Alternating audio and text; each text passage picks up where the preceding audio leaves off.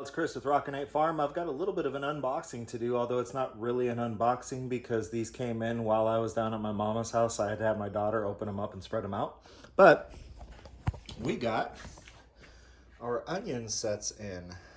So I got 3 different varieties of onions. So I bought my onions from Dixondale Farms, and I got 3 different varieties. I've got a Southern Belle Red. It's kind of a spicier red. Something that might be good in like a Cajun style of cooking. And then these are the Texas Early Whites, and these are the Texas Super Sweets. So those are 3 onions that we all really enjoy. We use them in all of our recipes. I paid $21 for all of these onions. You know, and you got to figure if 3/4 of them actually turn into a nice 3, 4, 5-inch onion, you just imagine how much you'd pay for that many onions at the store. So looking forward to growing these. I was going to get them in the garden today, but we are expecting a ton of rain tonight, and it's heavy rain, so I think I'm just going to hold off. I was also going to plant some more carrots today through a new way of planting carrots that I learned that should be more effective than what I've done. And I was going to throw a couple more peas out there too, but like I said, with all this heavy rain, I think I'll just wait until tomorrow. But now I'm gonna get my tush out into the garden and start running that pipe for my irrigation system. So got to go to the barn and get some tools and get to it. In the garden, and I'm fixing to get to work. The guineas are probably gonna get a little bit loud because every time I start talking, they've got something to say. But I kind of wanted to explain my system a little bit, and I'm actually gonna explain it more once I get going on it.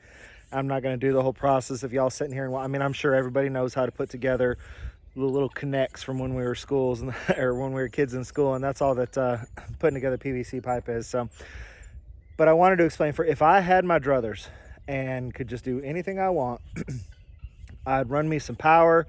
I'd put a couple of 12 station clocks hooked up to the electricity with water running off of my well, and it would be a completely automated system that you just didn't even worry about the watering other than checking to make sure it's working on occasion. But all those valves, the clocks, fixing the well, I can't afford to do any of that this year. So I'm going to do a system this year that's pretty much completely manual, but it will allow me the ability to turn on the water and then walk away and go do something else, and then just come back in a half hour when my timer goes off on my phone, turn off the water, turn on another one that needs to run for an hour, come back, turn that one off, turn one on that needs to run for 15 minutes. I'll also be able to run, you know, multiple beds at once. It's not like I literally need to water each bed individually, but if I know I've got a couple of beds that I want to run for an hour, I can turn on those 2 beds and then go do something for an hour. So it's going to be a manual system this year. Next year, when I have a little bit more money, you know what? I'll explain once I get a little bit of this system in. So I'll be back in a bit. Alrighty, y'all, I'm back, and this is most likely going to be a relatively short video because I'm just trying to get some work done. And I didn't feel like everybody wanted to see my good side, shall we say, and lots and lots of plumber's crack. So I didn't see any point in leaving the camera rolling the whole time. But let me show you what I've gotten done so far, and it's actually gone relatively quick, which does my heart a lot of good as well. So sorry, let me come over here, and I guess this is as good a place as any. All right, so basically what I've done is for each bed, I've just stubbed off and made a separate pipe with a ball valve on it for each bed. So like I said, this is a manual system. You can see there's another ball valve there. There's a little pipe sticking up over there. If we come this way, there's a ball valve here for my walking onions, and then there's a ball valve over there against the fence. What I'll do with that one is once I tie into the poly, I'll just zip tie the poly to the actual fence so I can water all the little herbs that grow along the fence. And then let me see. I've got a valve for this bed. I've got a valve for this bed. And I'm gonna cut in right here in the middle with a T and take a pipe over to the fence. And then I'll shoot something up. Basically, I'll tie it onto that T-post and I'll put a hose bib on that. And then that way I can actually hook up like a 50-foot garden hose here. And then I don't know if you can see it, but way over there, that pipe that's sticking up right, oh, we're focusing on my hand. that pipe that's sticking up right there, that pipe is also going to be a hose bib. So basically I'll have a 50-foot hose on each side of the garden so that if I need to do any hand watering, I can reach the whole garden between those two hose bibs. And then I'm not dragging a hose from all the way over in the middle of the yard anymore. So why run all of this pipe? Why not just run some poly all the way around the garden? I counted the number of emitters that I'm gonna have, and I actually could have run poly all the way around the garden, but then I lack control. So let's say my garlic is looking a little damp and I really need to let it dry out. I don't want, because I'm watering the sweet potatoes, the garlic has to get watered too. Or let's say that, actually this is gonna be a fact. My tomatoes are gonna require a lot more water than my peppers, and my cucumbers are gonna require a lot more water than my tomatoes. So my tomato bed, sometimes words are just really hard. My tomato bed has its own valve. I can turn it on for an hour every day, 15 minutes a day. I can actually, by opening the valve, control how much water comes out. Let's say I put emitter heads on my tomatoes that are 4 gallons per hour. If I crank that sucker open all the way, they're getting 4 gallons if I leave it on for an hour. Or they're getting 2 gallons at a very rapid rate if I leave it on for a half hour. But if I don't open that valve all the way, let's say I only open that valve about halfway, well, now I've slowed the amount of water that's coming out of the emitters. I just have a lot of control. I don't have to, if I see that 4 gallons an hour is way too much for a tomato, I don't have to go through and change out all my emitter heads to 2 gallon per hour emitter heads. I can just not open the valve as far. So it just gives me a lot more control if each bed has its own valve, and that's the reason that I did it that way. I think my wife is getting ready to go to work, so y'all are just gonna have to wait a little bit. Alrighty, I'm back. So I ran out of 3/4 inch pipe because it doesn't matter how many times I measure. It seems like I always come up short on materials.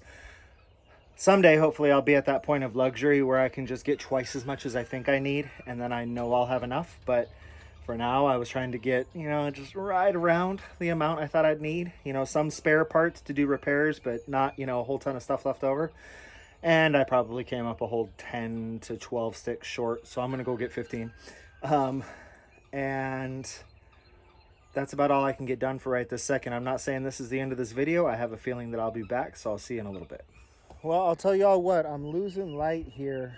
I wanted to get maybe another hour worth of work done and then show y'all where I'm at, but I'm not gonna have enough light in an hour, so I'll show you where I'm at now. And basically where we're at is that it's just about all over but the crying. And what I mean by that is that when I go to hook the main line into this irrigation line, there could very possibly be some crying. Plumbing is not my forte. I actually spent a long time in the landscaping industry, and irrigation was the one thing that was always just like, oh my goodness, I just, because irrigation is just plumbing, and plumbing is not my forte.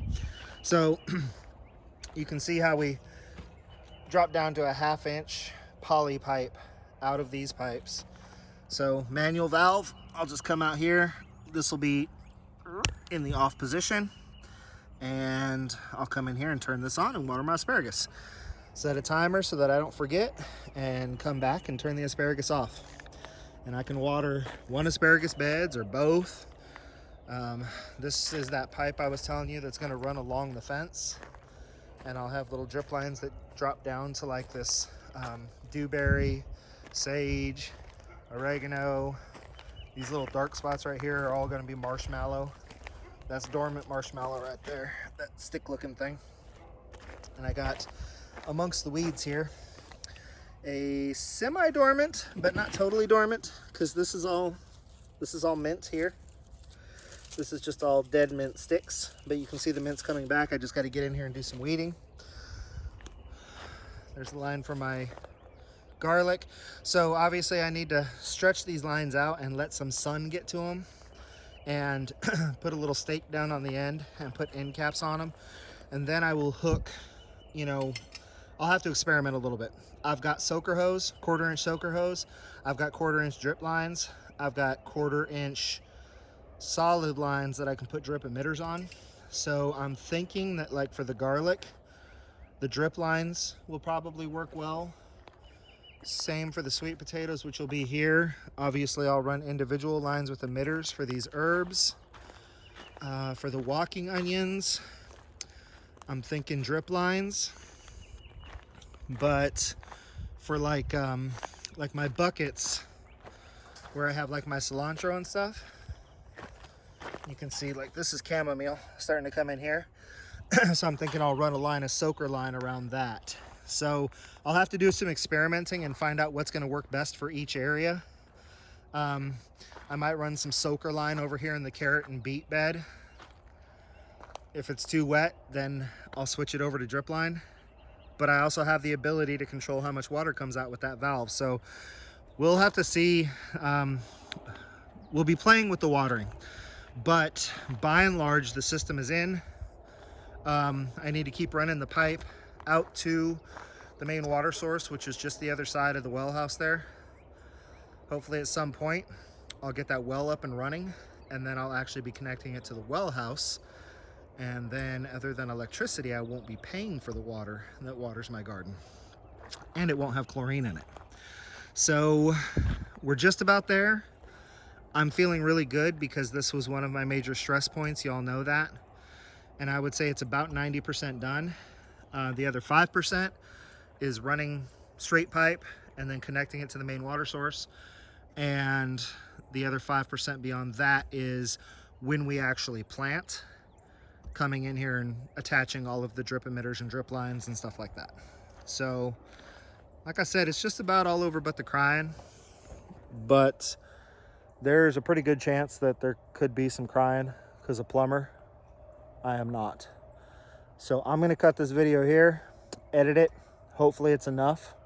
If it is, then this has been Chris with Rockin Farm. And until I see you again, I want you all to be happy, live healthy.